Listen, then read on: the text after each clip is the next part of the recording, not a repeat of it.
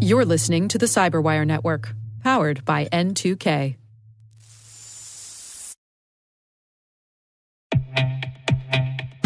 Our sponsor, Collide, has some big news. If you're an Okta user, they can get your entire fleet up to 100% compliance. How? If a device isn't compliant, the user can't log into your cloud apps until they fix the problem. It's that simple. Without Collide, IT struggles to solve basic problems, like ensuring everyone's OS and browser are up to date. Unsecure devices log into your company's apps with no problems because there's nothing there to stop them. But Collide works seamlessly with Okta to enforce compliance as part of authentication and complete the zero-trust security puzzle. Visit collide.com/CyberWire Daily to learn more or book a demo. That's KOLIDE.com/CyberWire Daily.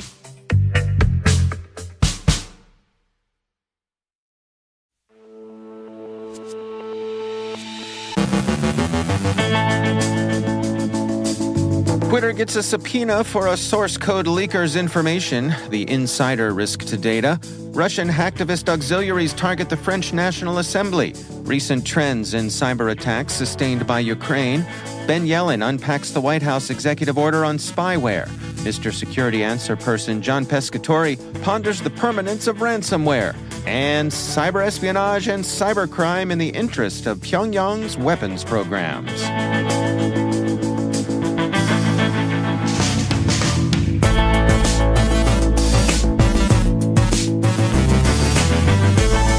From the CyberWire studios at Data Tribe, I'm Dave Bittner with your CyberWire summary for Tuesday, March 28th, 2023.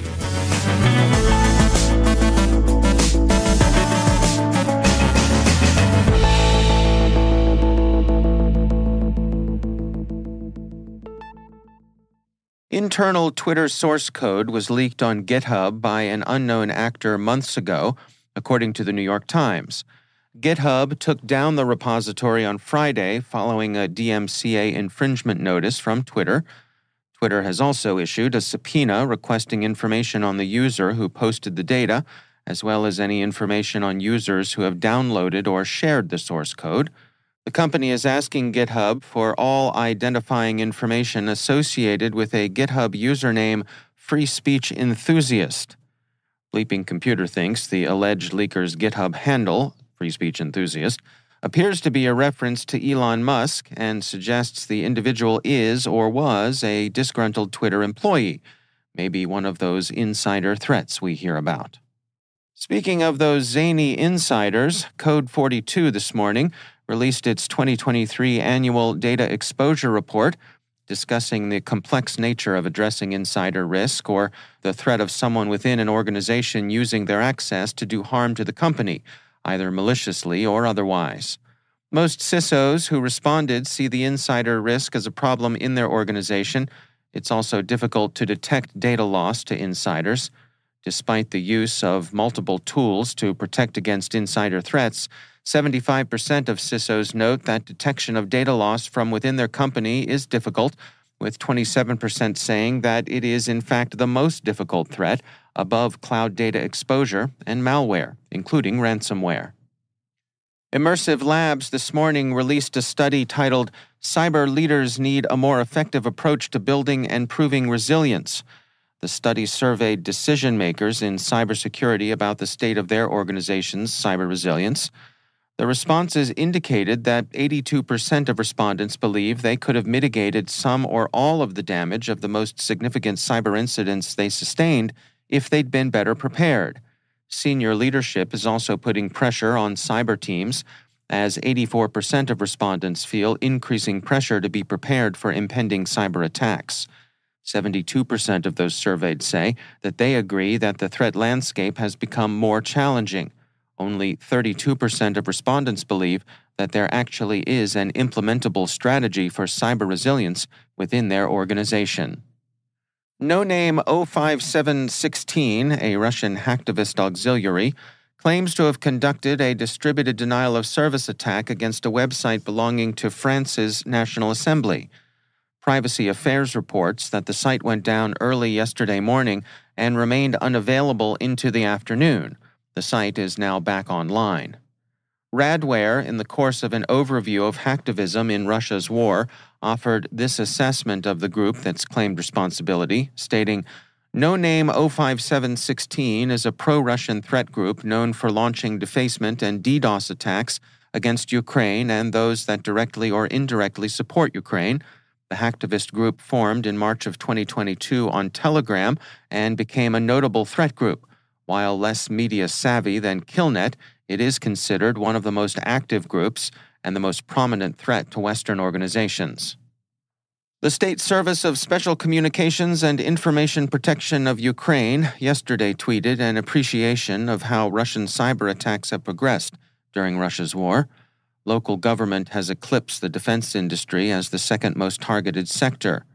The report states, "While central government remains a major target for Russian hackers, we also record a significant number of attacks on local-level authorities. Security and defense sector used to be ranked second a year ago. CERT-UA is recording a certain drop in the number of cyber attacks on the security and defense sector and a growing amount of incidents in the public sector, as well as attacks on software developers, internet service providers, and commercial companies. There's also been a shift toward espionage as opposed to disruption." The report says, "This year, we record an increased number of attacks aimed at espionage with a focus on maintaining continued access to target organizations. Applications for data collection and remote access to user devices prevail among the malware spread by Russian hackers. We see this as a clear sign that Russia is gearing up for a long war. Through their hackers, they try to get any information that might be useful for conventional warfare against our country, from military draft data to weapon logistics secrets." With that said, infrastructure remains a favored target set. This is consistent with both espionage and battlespace preparation. Civil infrastructure remains a major target for Russian hackers. This morning, Mandiant released a study describing the recent activities of APT-43, a familiar North Korean threat actor that conducts cybercrime to fund its cyberespionage efforts. APT-43 is also tracked as Kimsuki or Thallium. Mandiant says the threat actor uses aggressive social engineering tactics combined with moderately sophisticated technical capabilities to target South Korean and U.S.-based government organizations, academics, and think tanks focused on Korean Peninsula geopolitical issues. While the group targets a wide range of organizations and industries, Mandiant believes APT-43's primary goal is to advance North Korea's weapons program, stating, "The group is primarily interested in information developed and stored within the U.S. military and government, defense industrial base, and research and security policies developed by U.S.-based academia and think tanks focused on nuclear security policy and non-proliferation." APT-43 also conducts cryptocurrency theft to fund its own operations. In one instance, the threat actor used a phony Android app to target Chinese users seeking cryptocurrency loans. The group uses hash rental and cloud mining services to launder the stolen funds. So, not a true APT side hustle as one sometimes sees, because it's all done in the interest of the respected General Secretary, his own self, the symbol of strength of the state and the banner of all victor and glory, or more specifically to his nuclear weapons program. It's a state revenue initiative. If it were a real APT side hustle, the exfiltrated alt-mullah would be going into the cold wallets of some guys and gals out Sinanju way.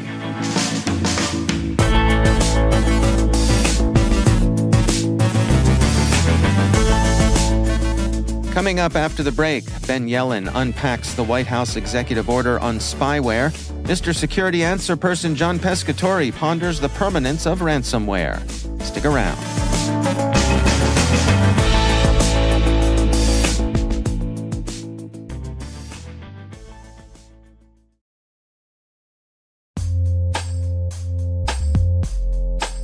CISOs everywhere invest huge amounts of time and money to defend against external threats and protect sensitive data stored inside their organizations.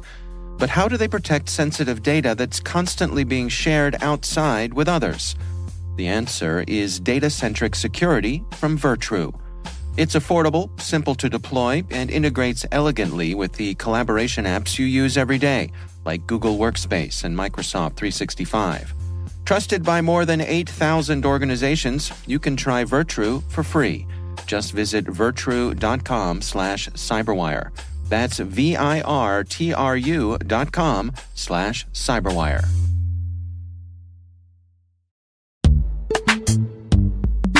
I want to tell you about another podcast that I enjoy that brings you smart, engaging, surprising interviews that go beyond the usual partisan bludgeoning.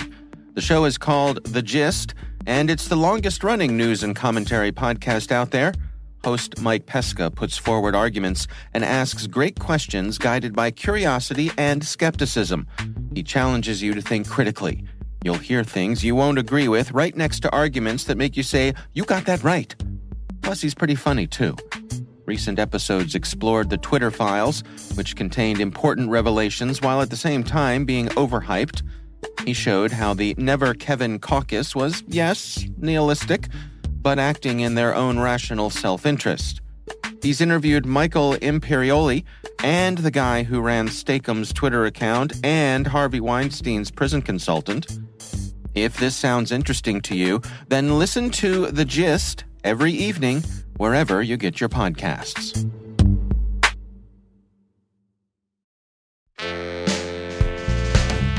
Mr. Security Answer Person.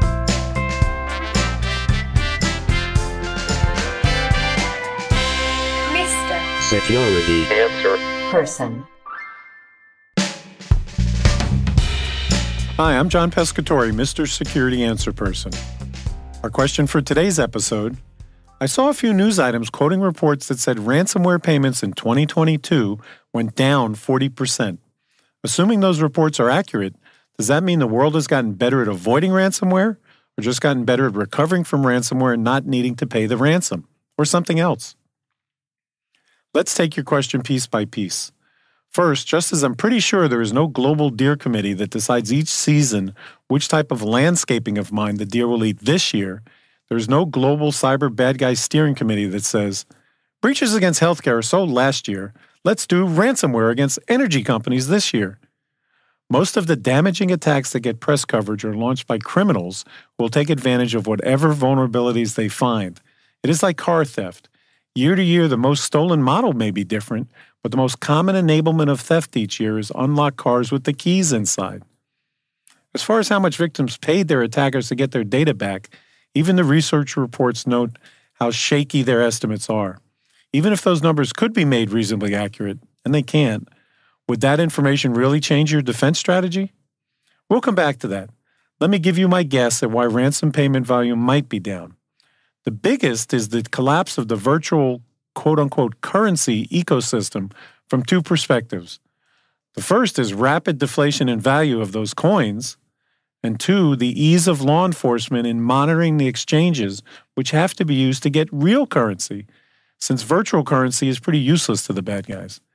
The attack may still succeed, but making money got harder. Now, we did see many enterprises use successful ransomware incidents to finally upgrade their backup and recovery processes, but the criminals quickly switched to, fine, you won't pay us to give you a decryption key, so we will just release the data. If you're storing gym bags full of cash in your car and leaving the keys in the ignition, oh, you'll get your car back, no problem. To continue this somewhat tortured analogy, ransomware was kind of like your check engine light coming on, and when you checked the codes, there were two warnings. Code 3324, make sure critical data is backed up, but also code 0001, pull over immediately and stop using reusable passwords, which is like the example of the bad instructions for defusing a bomb. Cut the red wire after cutting the blue wire. Reusable passwords are the keys left in the ignition. The bad news about reports saying ransomware payments are going down is it may cause publicity that leads to the reduction in the push of moving to multi-factor authentication. So on that point, take a look at the Identity Theft Resource Center 2022 Identity Theft Report. The number of breaches was essentially the same in 2022 as 2021, which was a record year. Use that data to keep the pressure on for making the transition away from reusable passwords.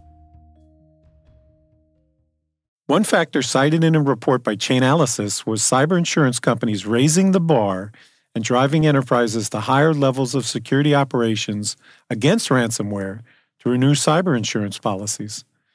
This is another area where there is zero data, but anecdotally, it is hard to find success stories around cyber insurance.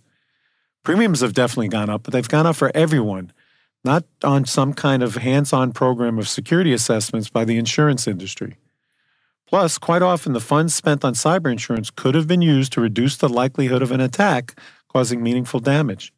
Cyber insurance may have played some role in raising the bar, but don't forget about the opportunity costs of paying for coverage. The short answer is that if the movement towards strong authentication continues, the keys are being taken out of the ignition. If essential security hygiene is being achieved, the doors are being locked. Those defensive actions are being done proactively by some, after their peers are hit by many, and only after direct damage to their own company by too many. Don't wait to be in that latter group. Mr. Security Answer Person. Thanks for listening. I'm John Pescatori, Mr. Security Answer Person. Mr. Security Answer Person.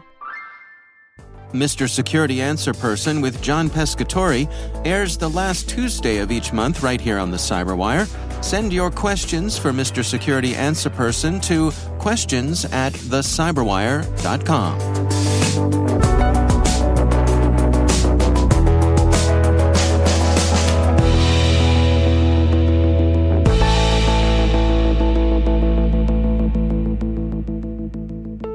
And joining me once again is Ben Yellen. He is from the University of Maryland Center for Health and Homeland Security and also my co-host over on the Caveat podcast. Hello, Ben. Hello, Dave. So we got an executive order from the Biden administration recently that is cybersecurity related here. Can you unpack what's going on for us? Sure. So this week, the president signed a new executive order restricting our government and its agencies from using commercial spyware. As we know, commercial spyware gives governments the power to hack the mobile phones of private citizens to extract data and track movements. So there's legitimate law enforcement purposes for using commercial spyware, which is the reason why many of our federal agencies have deployed it. It is a valuable counterintelligence tool. It's valuable for criminal investigations. One thing that's discussed in this article that we're working off of here, a New York Times article, is that the DEA uses commercial spyware in some of its narcotics investigations, and it's very valuable in following leads, catching criminals, etc. But commercial spyware has been used in countries all over the world for less beneficial purposes, to put it mildly, including spying on dissidents, spying on journalists. And this doesn't just happen in the third world. It's happened in a variety of EU countries.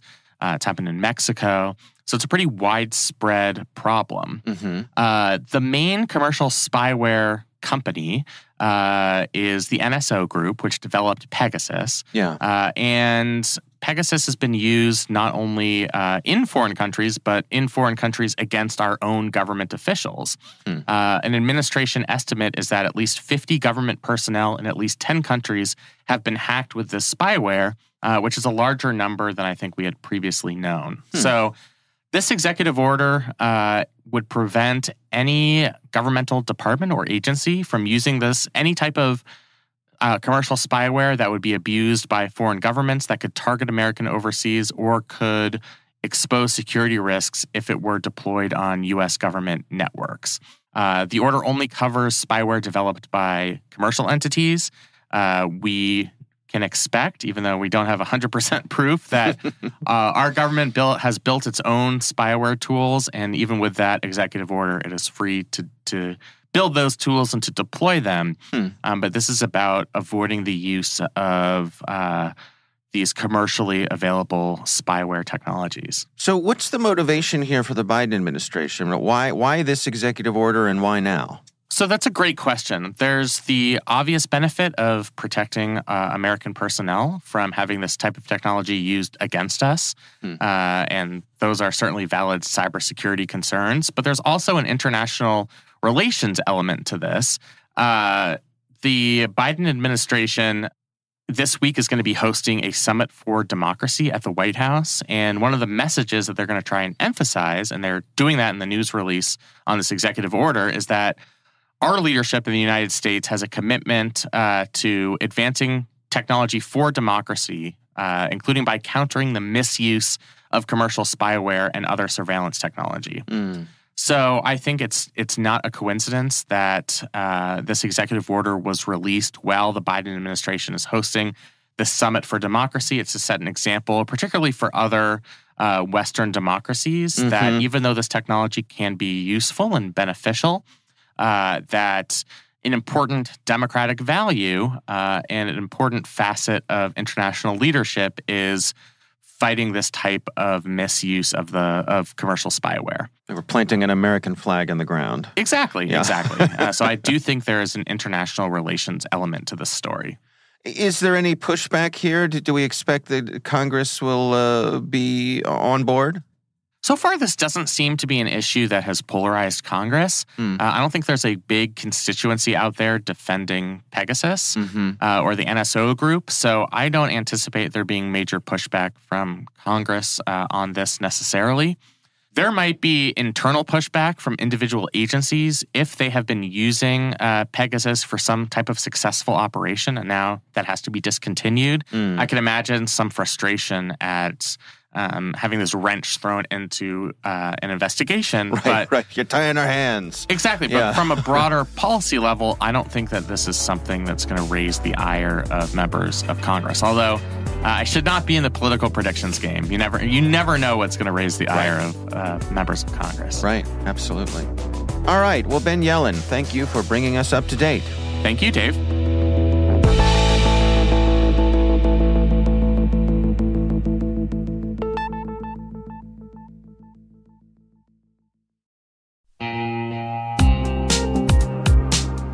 This episode of the CyberWire is made possible in part by Nisos, the managed intelligence company.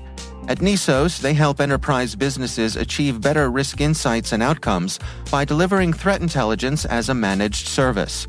At Nisos, you can rely on their people, process, and technology to help you control costs while improving your defenses. They help you respond to threats faster and more effectively through assessments, monitoring, and investigations. Learn more about Nisos at nisos.com/cyberwire. That's NISOS.com/cyberwire.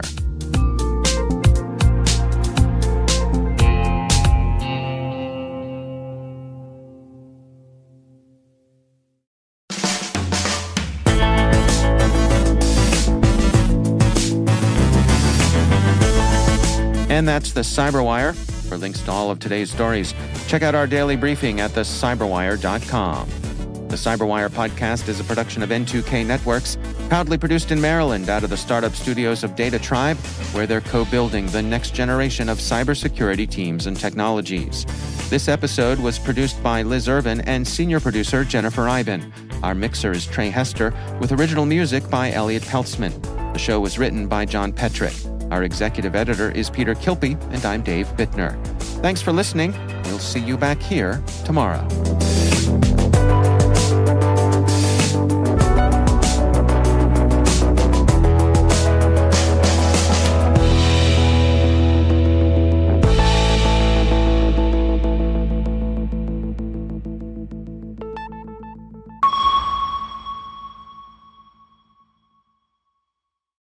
This episode is made possible in part by RSA Conference, where the world talks security.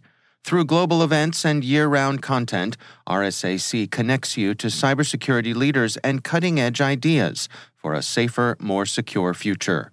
Learn more at rsaconference.com/cyberwire23.